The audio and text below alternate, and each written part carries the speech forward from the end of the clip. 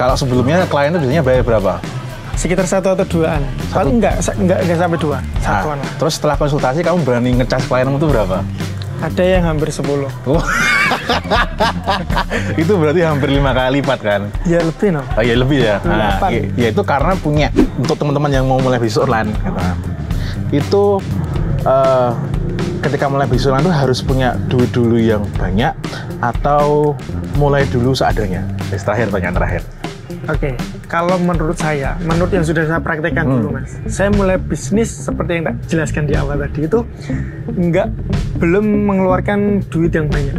Karena kan saya modalnya itu konten iklan yang mendemokan value sehingga bisa menaikkan penjualan atau minimal cost per resultnya mencapai KPI itu yang kayak gimana? Itu penting banget soalnya. Jadi menurut saya sendiri setelah konsultasi dengan Mas Visi gitu ya. Jadi iklan yang menambahkan value itu iklan yang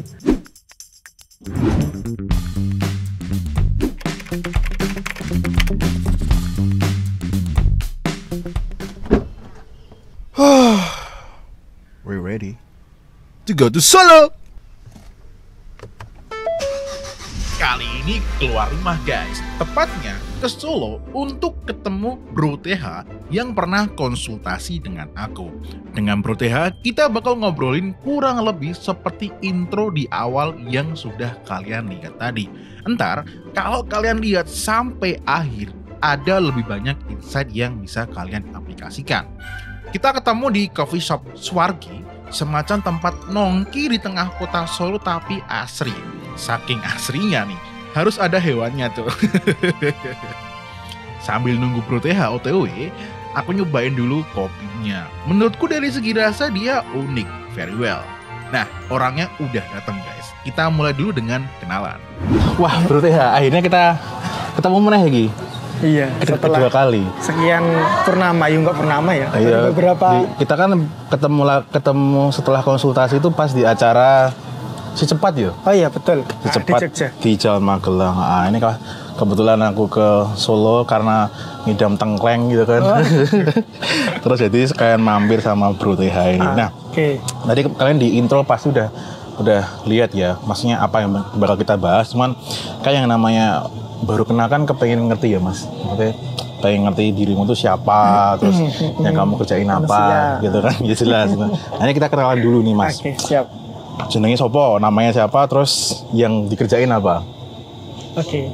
Oke, kalau saya sendiri, nama saya TH, itu sebenarnya nama panggung mas. Oh, nama panggung. Dan ini sebentar aktif di Instagram teman-teman. Kalau teman-teman belum follow mudah memulai mas. Oke, karena nanti tak kasih lihat ya Instagramnya. Ini belerang panas sih, serapopo lah. Nggak apa-apa. Dinikmati. Oke. Jadi itu di akunmu TH itu apa itu? Bisa dijelasin ke teman-teman? Oke, jadi di akunku mudah memulai itu aku sharing ya pengalamanku gimana cara buat konten gitu mas. Dan goalnya adalah aku pengen teman-teman yang lihat kontenku itu bisa dapat cuan dari konten. Oh, berarti monetize konten. Iya, betul. Cara monetize gitu. konten. Oke. Nah, terus dari apa ya? Dari pengalaman monetize konten itu tapi untuk manas mas, apa-apa. Wah, tadi cahaya mataharinya menyerang dan menyengat, jadi kita pindah guys. Jadi sampai mana ya? Oh, ini ngomongin tentang akunmu gitu kan. Nah, kan tadi dirimu bilang kalau kamu tuh berbagi tentang gimana pengalamanmu nge-monetize akunmu itu kan. Nah, terus yang bikin kamu nge-in kenapa harus sharing itu kenapa? Why-nya. Big why-nya kenapa? Ini berarti cerita dari awal banget ini mas. Jadi kalau boleh cerita dari awal banget itu mungkin saya bisa dibilang itu korban pandemi mas. Oh iya sama ceritanya kayak. Jadi awalnya di tahun 2020 teman-teman itu kan dan dulu profesi saya masih jadi karyawan mas. Karyawan di sebuah sekolah swasta gitu ya di Boyolali. Nah waktu itu kan work from home. Nah itu dalam waktu yang lama, hampir 1 tahun lebih itu mas. Nah itu kan di rumah aja kan. Gabut. Apa ini? Bingung. Gabut. Nanti gabut gak guys? Bingung. Terus waktu itu juga udah berkeluarga, udah punya anak.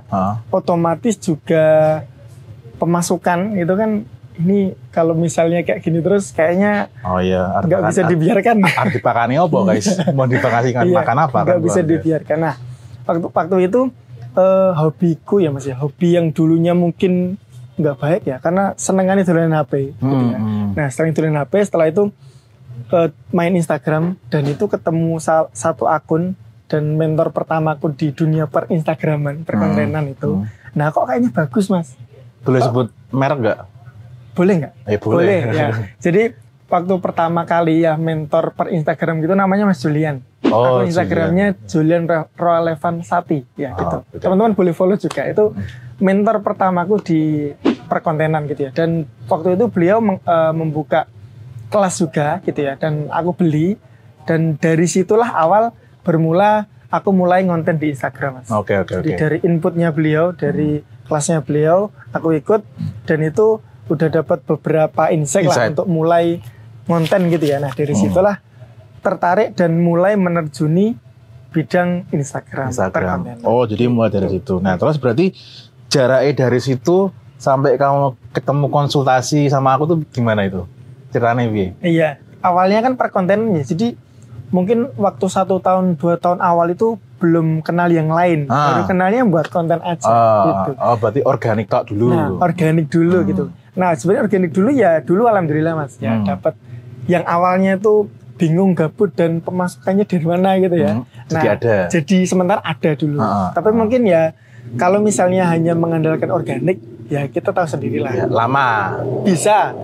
Tapi lama. Perlu kesabaran yang lebih dan saya tipikalnya kayaknya nggak masuk itu. Oh iya. Oke. Dan akhirnya mulai belajar hal baru yaitu iklan di Facebook, Instagram gitu. Oh, jadi ketemunya di situ. Itu dirimu tuh konsultasi tahun kemarin ya? Tahun kemarin. 2023 itu. Betul. Tapi itu keadaan itu pandemi udah kelar sih itu udah ya? Udah kelar. Jauh, Mas. Ya berarti kan keadaan sebelum dirimu konsultasi itu bukan orang yang gimana ya? Secara finansialnya, yang mohon maaf nih pakai bahasa kayak low banget kan? Tapi kamu dirimu udah punya income dulu gitu kan. Iya. Cuman kamu kepengen lebih gede-gedean gimana caranya. Nah, tapi kamu ngiklan gitu kan. Oke, terus apa ini? Ini aku baca pertanyaannya guys ya supaya enggak ngalor ngidul gitu. Nah, terus nih kan itu dirimu konsultasi gitu kan. Itu 4 kali pertemuan. Nah, yang kamu terapkan setelah konsultasi itu apa sih gitu? Jadi setelah saya buat konten di Instagram tuh Mas, itu kan beberapa yang masuk di DM gitu. Mas, kalau misal handle akunku gimana gitu. Awalnya gitu. Awalnya perkontenan dulu. Terus setelah lambat laun gitu ya. Ada yang tanya juga, Mas, kalau misal iklan bisa nggak? Awalnya aku belum begitu mengerti, Mas. Tentang itu iklan kayak gimana gitu ya. Nah, awalnya ya masih belum mau menerima dulu karena ya yang mau dipraktekkan apa coba? Masih keterbatasan knowledge dan skill. Betul. Ya, jadi setelah itu aku berpikir lagi, ini kayaknya kalau misal pakai akun Instagram aja, ya seperti yang tak bilang tadi bisa. Tapi ya itu tadi lama dan perlu kesabaran yang penuh dan reach-nya lambat. Iya, betul. Dan kita nggak bisa kontrol, Mas. Kurangnya di situ. Kalau misal kita iklan kan beda tuh, kita bisa kontrol yang kita perbaiki apa itu bisa. Iya, betul. Nah dari situ ketika aku dapat klien gitu ya, alhamdulillah nggak cuma 1, 2, tapi beberapa. Nah, ketika aku sebelum itu tuh ya seperti yang Mas Fusek katakan, aku pernah ikut juga bimbingan iklan juga gitu ya, bimbingan Facebook Ads. Itu ya pembahasnya masih sekitar teknis. Ya teknis itu penting ya. Penting, betul. Tapi yang seperti beliau katakan juga, Mas Fusek katakan juga, ya penting tapi esensinya bukan di teknisnya. Ya, jadi ibaratnya tuh teknis itu kalau masak tuh teknik apa ya? Ya bukan gitu. Dia itu kayak jelas kayak susah juga ya. Pokoknya intinya tuh di dalam dashboard Meta Ads itu tuh mesinnya. Nah, ya kan? Tapi yang penting itu kan yang mau diolah di mesinnya itu gitu. Nah, seringkali di seminar atau workshop kelas gitu tuh ya cuman teknisnya doang gitu Pak. Dan testimoni yang bilang bombastis itu ya karena apa ya aku bilang ya kayak mungkin dari 10 orang ikut berapa yang pas kebetulan pas itu jadi itu kan. Nah, dan misteri kok dia bisa dapat kayak gitu tuh karena apa sih? Nggak pernah dibahas kan. Betul. Terus dan kemarin itu yang sebelum konsultasi sama Mas Busuk itu, ya ketika iklannya jelek, iklannya boncos, itu yang tak pikirkan iki piye carane golek interest baru, terus duplicate adset, konten, duplicate campaign. Nah itu yang tak pikirkan awal ini kayaknya jelek nih. Coba besok pakai campaign baru. Ya akhirnya ya sama aja. Gitu. Jadi esensinya aku belum dapat dulu. Esensinya belum dapat. Jadi ya hanya seputar teknis aja. Teknis. Nah, berarti kayak gitu terus punya klien banyak yang diiklankan kan ya mesake juga kasihan sama kliennya. Nah, terus nih pencapaian terbesar setelah konsultasi apa? Oke. Pencapaian terbesar ini dalam hal knowledge pasti Mas. Oh iya. Knowledge pasti. Jadi ketika ada klien itu konsultasi atau tanya ke kita, minimal DM lah, itu kita bisa menjabarkan lebih nggak cuma kulitnya aja, tapi esensinya juga kita sedikit-sedikit bisa menjelaskan ke mereka. Itu yang paling penting sih. Kalau yang kedua ya pasti alhamdulillahnya profit dong. Cuannya lebih gede ya? Cuannya lebih gede. Kemarin mungkin ada klien juga yang baru gitu ya. Mungkin closing hanya sekitar 1-2an aja Mas. Tapi alhamdulillah setelah konsultasi dapat insight baru dan dapat memberikan value yang lebih ke klien dan klien itu berani bayar lebih dari itu. Kalau sebelumnya klien itu biasanya bayar berapa? Sekitar 1 atau 2an. Paling enggak sampai 2, 1-an. Terus setelah konsultasi kamu berani ngecas klienmu itu berapa? Ada yang hampir 10. Itu berarti hampir 5 kali lipat kan? Ya lebih Oh ya lebih ya. Ya itu karena punya value yang dipandang lebih sama klien. Kliennya butuh dan memang terbukti. Iya. Nah, bukan yang cuma sekedar apa ya. Ini kita buka-bukaan aja ya. Di luar sana tuh banyak agensi itu yang iming-iming value-nya itu cuma sebatas branding agensinya, kantornya besar. Itu bagus untuk reputasi. Tapi kan kantornya agensinya itu kan nggak muncul di dashboard. Dan untuk klien itu nggak penting. Iya, di depannya penting. Tapi kan setelah udah ngerasain jasamu kan, loh kok hasilnya kayak gini. Nah, gitu.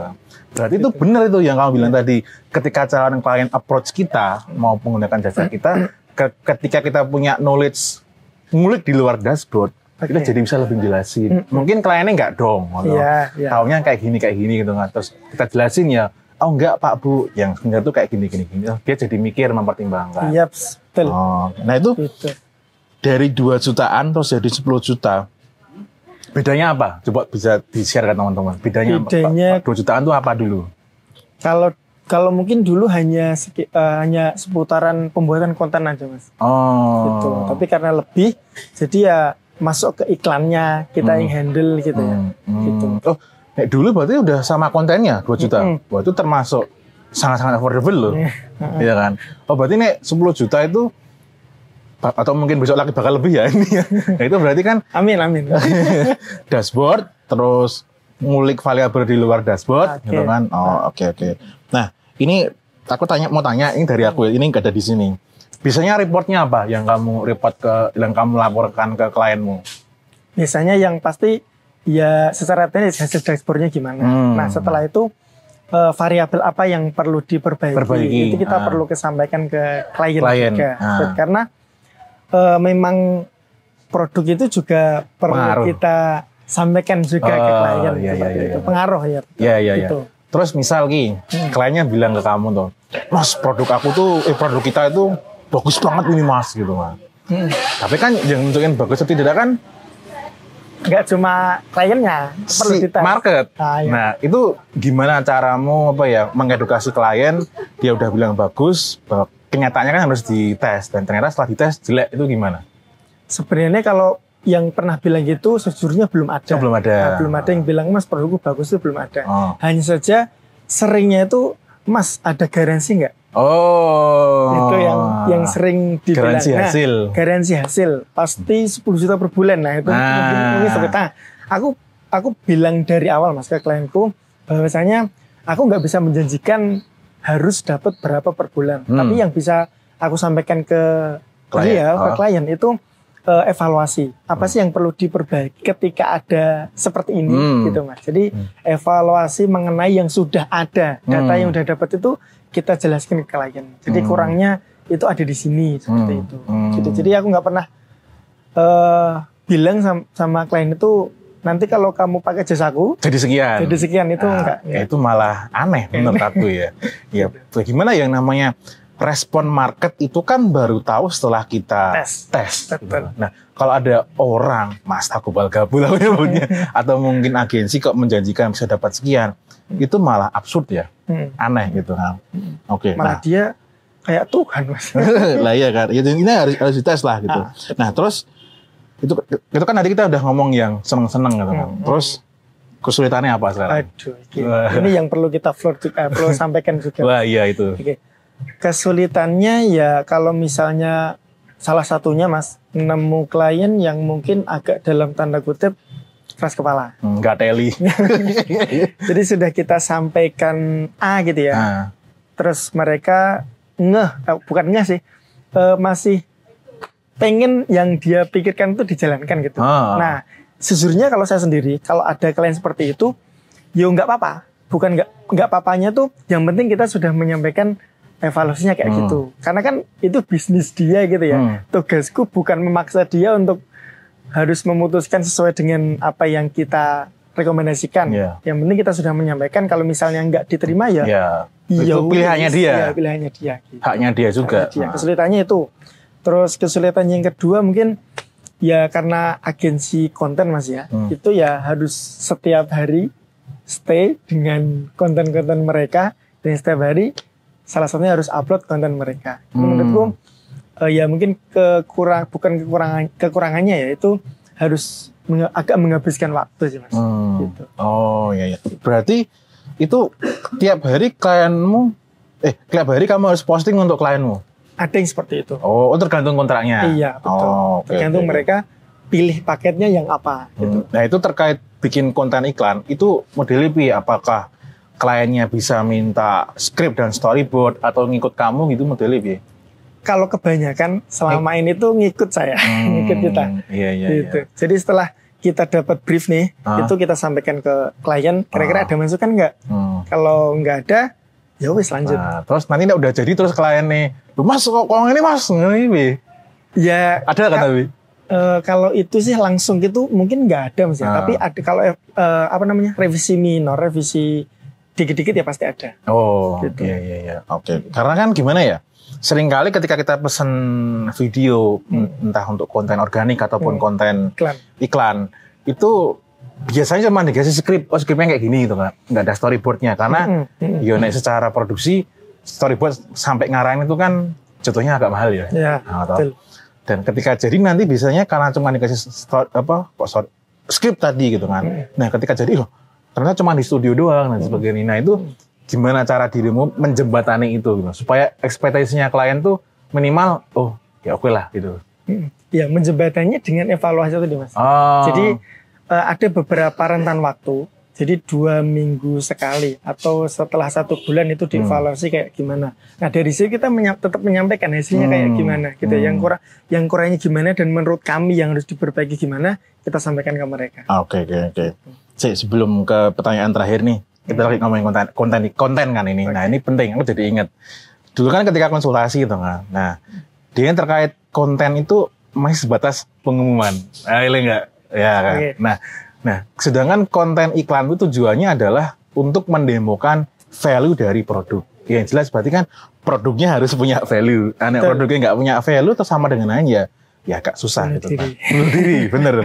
Ibaratnya itu malah meledakan bom ke diri sendiri gitu kan. Nah, berarti kan kalau udah kelar, udah punya produk yang value-nya bersaing gitu kan, nah diiklankan. Nah, terus bisa kamu jelasin nih ke teman-teman.